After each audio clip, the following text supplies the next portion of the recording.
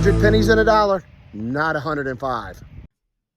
Hey guys, it's your favorite mortgage guy, Steve Rockefeller here with CMG Home Loans, and it's another edition of our segment here. We got a lot of stuff to cover. It's been a busy week this week, but listen, so let's start with your questions.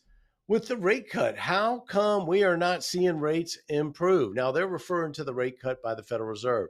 Now, listen, remember me telling you, the Federal Reserve does not loan to John Smith or John Q. Public or Jane Q. Public. They loan to big industries, foreign governments, and they also loan to banks. So you're not going to see that increase if it's a half, a quarter, whatever. You're not going to see that incrementally because the mortgage bond market interprets that long before the rate cut has ever occurred. So one of the things I do want you to know is this happens every time there's a deep cut. We're seeing money move right over to the stock market. You saw this week it hit record levels. And remember, these are large investors and foreign countries and industries investing into our treasury economy for their retirement plans. So a lot of times they'll pull money out of bonds because remember me talking about you were getting a 5.5% yield on your money market account. Well, rates just dropped. So now what are you getting? 5, maybe 4.75, because now they're pulling money out of that and putting it back into the stock and bond market. So that's why you're not seeing those drops. Something else you need to know. Rates never drop in a straight line. It's like a stock.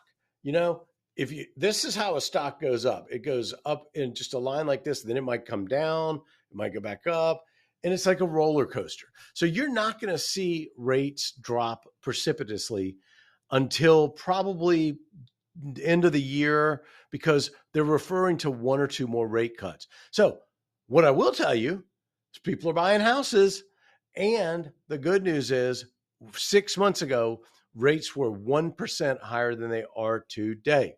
All right, back to this whole political thing. Jesus, I hate talking about politics. And I don't mean to bring Jesus's name into this. That was just a comment. But again, here's another one. One of the candidates is proposing to home builders as well as to first-time home buyers. Will this help inventory? No. They don't build houses in 6 days. It takes months and months and months. And most builders that are financing their construction, they can't just go out and build 100 homes because they don't have the money to pay the interest. So they have to build 2 or 3, sell 1, build 2 or 3 more, sell 2 more. That's how they continue to rebuild and get that inventory going. So housing costs versus interest rates. I want to build a new home. How do I finance it?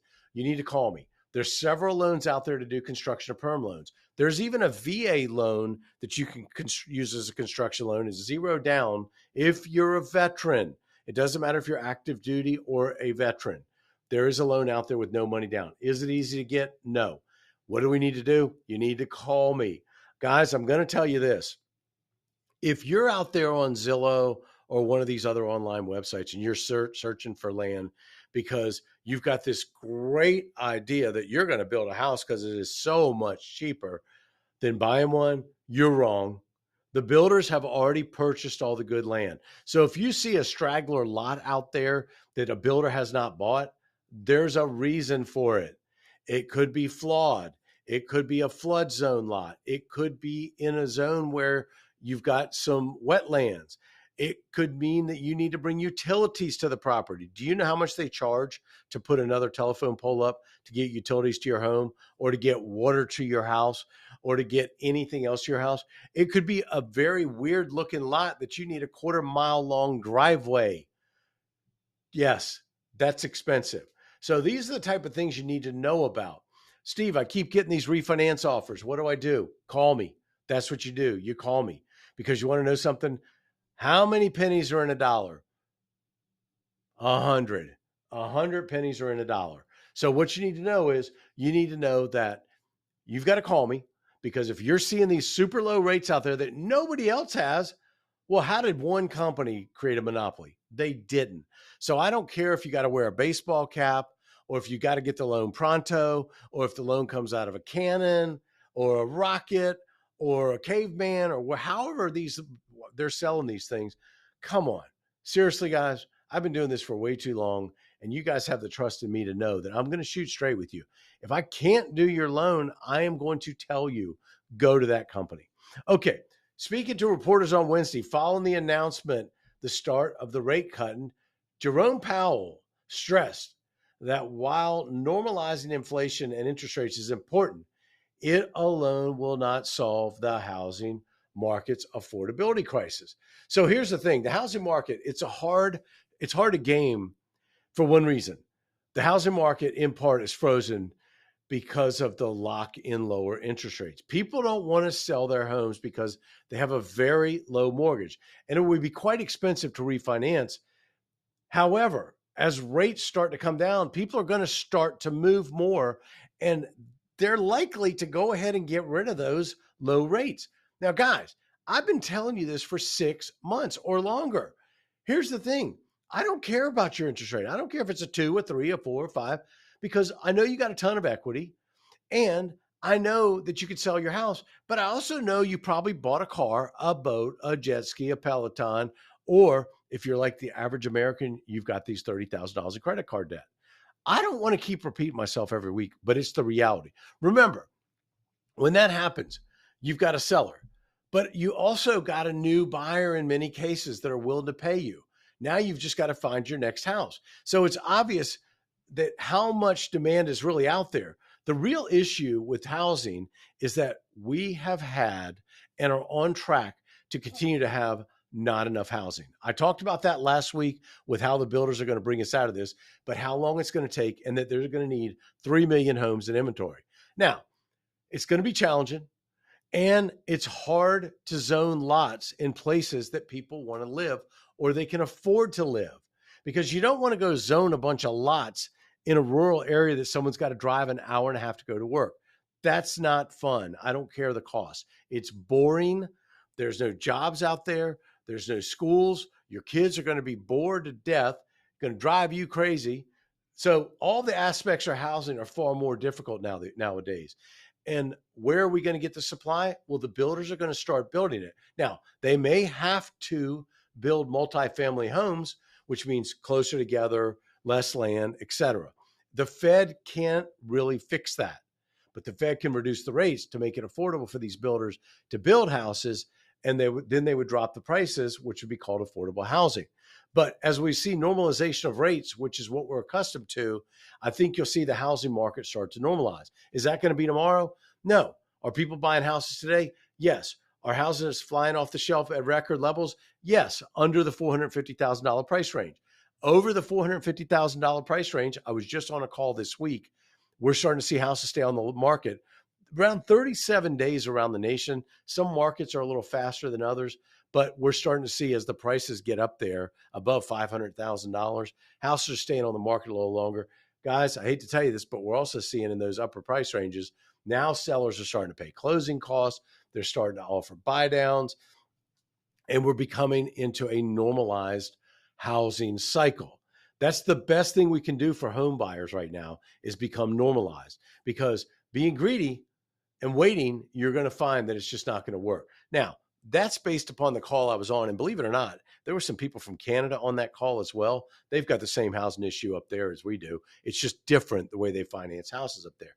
So what you're starting to see is housing above 500,000 is starting to stagnate just a little. Prices might slide back a little bit. Then you have the supply question that we've got to deal with, and with the market. So is the government going to help? No, but they did on the 18th. Now, remember me talking about worldwide economies? Guess what? The People's Republic of China announced several measures of stimulus to try to help spur their economic activity and help their financial markets. Now, I'm going to read these notes here. So if you see my eyes dart down, it's because this includes cutting the reserve requirement ratio, meaning, like, for example, in that country, I think you have to have 6 months in reserve of your house payment. In our country, it's typically a month, and you can use like retirement accounts or whatever. Gosh, excuse me. And then freeing up an estimated $1 trillion of yen in lending.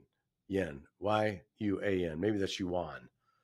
Okay, they're going to cut the 7-day reverse repo rate. I have no idea what that is. Slash average interest rates paid on existing mortgages. So basically what they're going to do as a country, they're going to subsidize rates to current lenders to make housing a more affordable and to stimulate the economy. Because if people pay less in their housing, what are they going to do? They're going to go out and buy things. They're going to stimulate the economy. They're going to lower the minimum down payment to buy a home to 15%. You can buy a home in this country for no money down on certain loan types. They're going to reduce it to 15%. 15%. So you got a 15% of whatever house you're buying. You couldn't do that in this country unless you want to. They're going to create a $500 billion swap of their economy, their treasury, to facilitate this lending requirement. And they're going to try to do some buybacks of mortgages, which means that basically the country is going to fund the lenders to take the loans off their books so that lenders can continue to loan money. Now, these are what worldwide economies do. They continue to work together. That just happens to be China. In our country, we're starting to reduce interest rates. We're starting to offer those grants. Remember, every presidential candidate touts, we want to improve home ownership, but we got to have inventory. We're going to give away free money. It ain't free. It ain't free. I'm telling you, it's not free. Somebody's paying for it, and you're going to see it. So, a couple other things I want to tell you about. Right now, I get a lot of phone calls. Steve, should I refinance? Yes, let's look at refinancing right now. You should call me. Let's look at your numbers, and let's see if it's worth refinancing.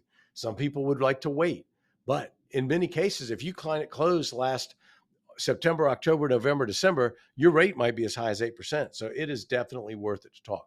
Guys, you've got all my competition or my information right here along the sides. Call me, text me, email me, but jump on the phone because guess what? October is next week. This is the last weekend in September. Can you believe it? Listen, if you need me, reach out to me. There's 100 pennies and $1. Get your loan pre-approved, not pre-qualified. Have a great weekend. Bye now.